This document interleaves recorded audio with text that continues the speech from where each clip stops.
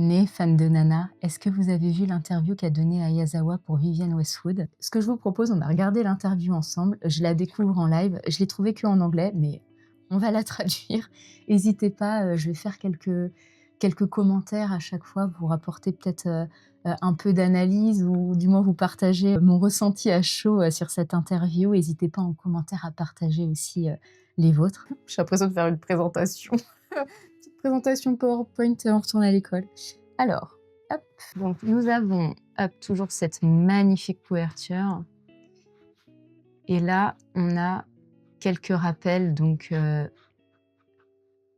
Vivienne Westwood, directement dans le manga Nana, toutes les inspirations. Il y en a eu, hein. Ah là là là.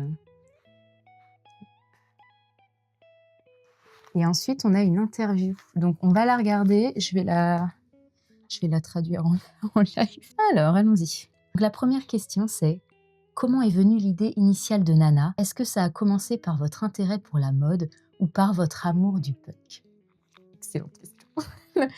Ayazawa répond: j'ai toujours aimé la musique et je voulais depuis longtemps créer une histoire sur des gens qui en font. Comme les mangas ne peuvent pas produire de son, la mode devient un outil important pour l'exprimer visuellement.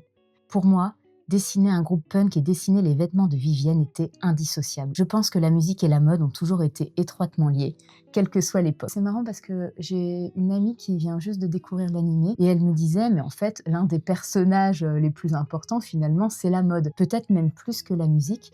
Et je lui disais que c'était toujours difficile dans un dessin d'essayer de retranscrire un son, une musique. Et donc, tout l'intérêt de regarder aussi l'animé et les deux films. Mais c'est vrai qu'on la ressent quand même, cette musique, et je trouve qu'on la ressent beaucoup à travers les expressions et la manière dont s'habille Nana quand elle est sur scène. On pourrait interpréter ça par de la colère, mais moi je vois ça comme un besoin vital, et elle le dit à des moments, elle a besoin de chanter. Pour elle, elle n'attend que ça, elle veut chanter, elle veut être sur scène. Et je trouvais que c'était assez intéressant de faire un parallèle entre Reira et Nana, parce que j'ai l'impression que Reira, en fait, est enfermée dans son rôle de chanteuse. Très souvent, elle dit: «Si je n'avais pas ma voix, je ne serais rien». Je me suis toujours dit que Leila, elle serait peut-être plus heureuse si finalement elle ne chantait pas, alors que Nana, si tu lui enlèves le chant, c'est comme si elle arrêtait de respirer un peu. Alors que peut-être qu'à l'inverse, si Leila arrêtait de chanter, là, elle pourrait enfin respirer et vivre sa vie pleinement. Je ne sais pas ce que vous en pensez, n'hésitez pas à me le partager. On passe à la deuxième question. Avez-vous déjà dessiné à partir d'articles Westwood que vous possédiez personnellement ou auxquels vous aviez accès? Ayazawa répond: j'aimais les vêtements de Vivienne avant même de dessiner Nana et je les collectionnais. Donc presque tous les articles qui apparaissent dans le manga proviennent de ma propre collection. Oh, la chance! Ah, incroyable. Je savais pas du tout. Waouh, ok. Il y a quand même des sacrées pièces. J'ai un faible pour tous les colliers en perles assez présents. Il y a le collier que Nana portait à l'anniversaire de Reira, par exemple, où il y a plusieurs chaînes de perles et il y a le logo, le symbole de Vivienne Westwood. Il y a aussi le collier de Shion, le fameux, avec donc la 3 rangées de perles. D'ailleurs, un ami là, il m'a juste dit que ça pouvait un petit peu serrer. Alors, est-ce que c'est parce qu'il y a la pomme d'Adam? La troisième question. Certaines parties de Nana ont-elles été inspirées par des événements ou des émotions tirées de votre vie personnelle? Elle avait déjà répondu à ce type de questions. Ici, elle répond: je ne dépeins généralement pas mes expériences de manière directe, mais j'intègre parfois dans d'autres scènes des éléments que j'ai vécus, comme le fait d'avoir admiré un grand feu d'artifice depuis la fenêtre de mon appartement au bord de la rivière, ou d'avoir obtenu une place au premier rang lors d'un concert d'un groupe que j'adorais. Ok, d'accord. On voit le lien tout de suite avec Nana. Au-delà de cela, je pense que les émotions que j'ai tirées de toutes sortes d'expériences de vie se reflètent dans l'histoire, mais sous différentes formes. Il y a eu plusieurs scènes d'artifice. Il y en a une, moi, qui me marque particulièrement, quand Nana Osaki est la narratrice et raconte ce qu'elle ressent pour Hachi à Rennes.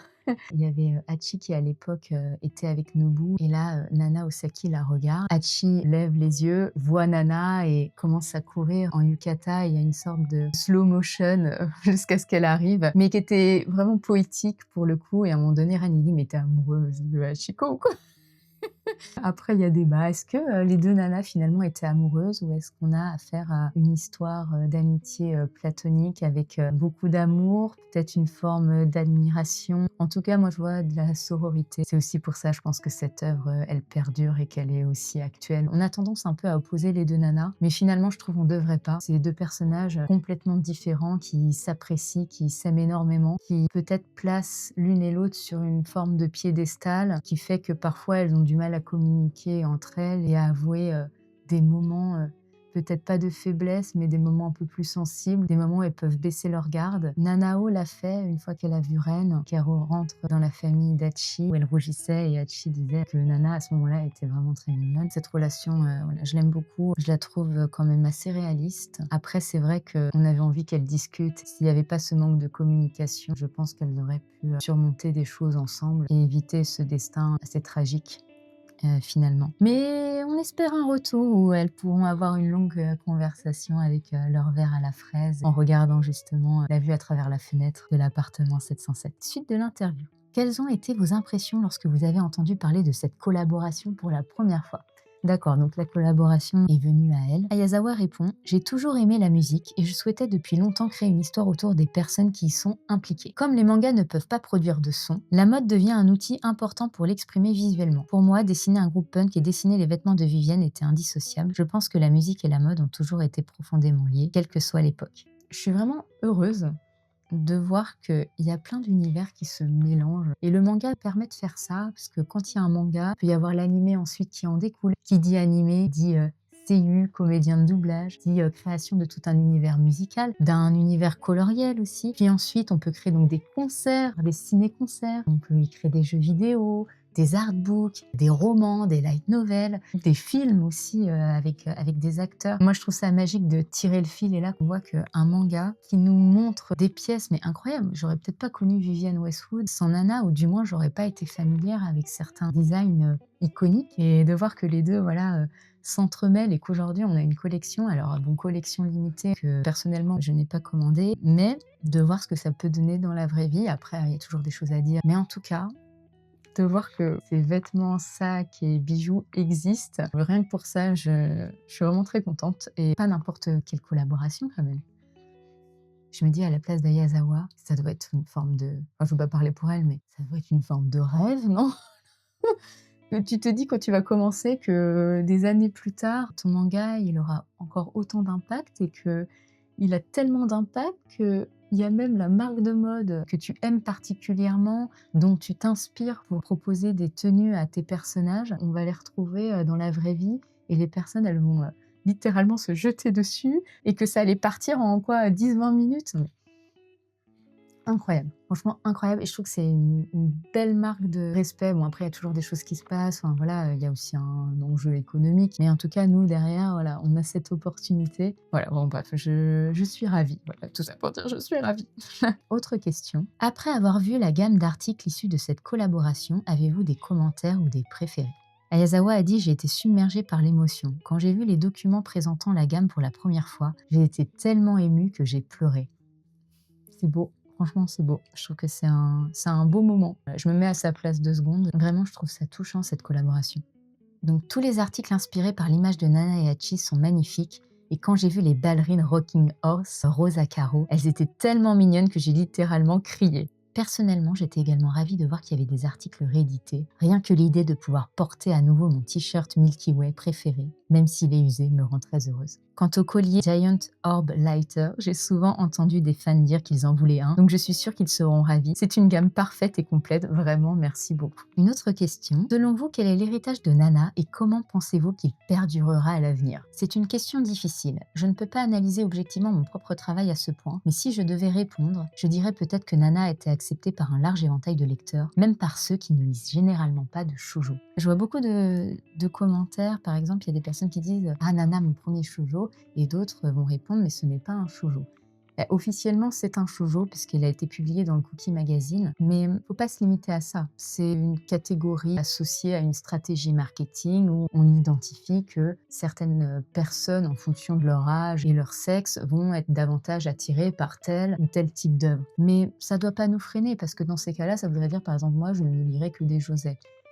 Non, ça reste une catégorie, mais qui mélange plein de codes différents. Par exemple, Naruto est un shonen publié dans le Jump, mais quand on regarde les sujets, il y a des sujets très adultes, très matures, il y a des scènes violentes qu'on pourrait retrouver dans des seinen. Et à l'inverse, il y a aussi une évolution dans les relations des personnages qu'on pourrait attitrer à un josei, par exemple. Donc, faut pas se limiter. Je trouve que ça aide à poser un curseur. Par exemple, si on parle de seinen, vous avez un enfant entre 10 et 12 ans, vous voyez un seinen, vous vous dites, bon, alors attention, c'est un seinen, donc ça va peut-être traiter de sujets assez violents, que ce soit graphiquement ou en termes de scénario. Donc attention, se renseigner. Par exemple, voilà, Berserk, c'est un seinen. Catégorie des seinen, c'est pas pour rien. Après, il y a d'autres catégories, c'est comme tout. Un livre de romance peut être aussi fantastique, etc. Enfin, je pense il faut pas qu'on se limite. C'est un curseur. Ça permet aussi de définir un rythme de publication, tout simplement. On sait que si le manga vient du Jump, très généralement, on va avoir un chapitre à peu près de 20 pages par semaine. Après, ça dépend des shonen et de leur popularité. Par exemple, One Piece, on ne retrouve pas tout le temps un chapitre une fois par semaine. Je pense que c'était il y a 7 ans, on était plus sur un chapitre toutes les 2 semaines. Donc voilà. Si l'histoire a aidé, ne serait-ce qu'une seule personne, à découvrir à quel point les mangas peuvent être amusants, Nana, je trouve que Nana est un manga très drôle. Surtout au début, on a des personnages qui sont plutôt drôles et qui ont une forme d'autodérision et qui aiment bien titiller, chamailler avec leurs camarades, mais je sais pas, est-ce que c'est la première chose qu'on dit sur Nana? Je ne sais pas. Vous savez, ça me fait penser à quelque chose. J'ai une édition qui, je suis même pas sûre qu'elle se vend. C'était l'éditeur Delcourt qui avait publié une série de questions-réponses. Et à un moment donné, dans les questions pour Ayazawa, il y avait Takumi quand même. Il est avec plusieurs femmes dans le manga. Qu'en pensez-vous? Et Ayazawa avait répondu, personnellement, ça me fait rire. Donc voilà, on n'a pas la même jauge d'humour. Voilà, mais en même temps, je me disais, c'était assez symptomatique ce qu'elle disait. Et c'est peut-être aussi une question culturelle et tout simplement aussi de vécu, d'émotion, et aussi peut-être un point de vue de mangaka, d'écrivaine, de quelqu'un qui raconte des histoires. C'est aussi pour ça que parfois, en tout cas pour la tromperie de Takumi, il y a des moments où je me dis non mais vraiment. Mais en même temps, j'ai cette prise de recul en me disant, mais Ayazawa, elle le prend pas aussi sérieusement que nous, on pourrait le prendre. Elle l'a écrit comme ça. Après, chacun juge en fonction de ses mœurs, de sa sensibilité, de son expérience et de son vécu. Et quand quelqu'un me dit « j'ai monté un groupe parce que j'admirais les filles de Nana, je suis vraiment heureuse de l'avoir créé ». C'est beau. Ça me fait penser à Nobu dans le futur qui disait qu'il aidait des jeunes qui voulaient se lancer dans la musique. Voilà, je trouvais ça beau cette transmission. Même si ce n'est pas quelque chose d'énorme, j'espère que des réactions en chaîne positives continueront à se produire sous de nombreuses formes parmi ceux qui le lisent. C'est beau, effectivement, les réactions en chaîne. Cette transmission, en fait. Non, mais j'anticipe certaines réponses, j'anticipe. Ah, l'interview est finie déjà. Oh. Je suis très contente de cette interview. Il y a des choses qu'elle avait déjà dites, notamment le rapport entre ce manga et sa vie. C'est bête, mais je me sens un peu émue. Je suis un peu émue parce que Nana, c'est vraiment une œuvre qui a bercé ma vie, mais pas que moi. Et depuis que j'ai créé Funky Fraise, je m'en rends encore plus compte. On a tous été tellement touchés par Nana et j'ai l'impression qu'on a vraiment évolué avec cette œuvre, qu'on grandit au fur et à mesure. Pour le lien de l'interview, vous pouvez taper Vivienne Westwood, interview Ayazawa. Le titre s'appelle In Conversation with Ayazawa. Ça a été publié le 12 novembre. Qu'est-ce que vous avez pensé de cette interview? J'ai fait quelques petites apartés. N'hésitez pas à rebondir, à enrichir ces micro-analyses. Et voilà.